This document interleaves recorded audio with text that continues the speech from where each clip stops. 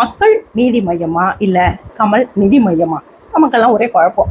ஏன்னா கமலஹாசன் அவர்கள் மக்கள் நீதி மையம் ஆரம்பித்த பொழுது திமுக எதிராக ஸ்ட்ராங்காக குரல் கொடுத்து இந்த குடும்ப ஆட்சியெல்லாம் ஒழிக்கணுங்க, தமிழகத்தினுடைய வளர்ச்சியை குழி தோண்டி புதைக்கக்கூடிய கட்சியை நம்ம ஆதரிக்கக்கூடாது, அப்படி இப்படின்னு இலவசலாம் பேசிட்டு கட்சியை ஆரம்பிச்சவர் நம்ம கூட பயங்கரமாக இருக்கும் அப்படின்னு நினச்சோம்.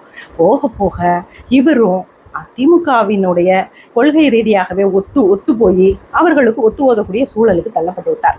சரி, ஓகே, ஏன்னா அவரும் தேர்தலில் போட்டிக்கிட்டு ஒரு எம்எல்ஏ எம்பி ஆவாருன்னு பார்த்தா அது நடக்கவே மாட்டேங்குது. ஆக அவர் முடிவு பண்ணிட்டார், ராஜ்யசபா சீட்டு தான் நமக்கு கரெக்டு, அதுக்கு சரியான இடம் திமுக தான் முடிவு பண்ணி அவர்களுக்கு இவர் வேலை செஞ்சுட்டு இருக்கிறார். இதில் என்னென்னா, மக்கள் நீதி மையமே இருக்கா, இல்லை கட்சி நபர்கள் இருக்கிறார்களா, தொண்டர்கள் இருக்கிறார்களான்றது நமக்கு சந்தேகம்.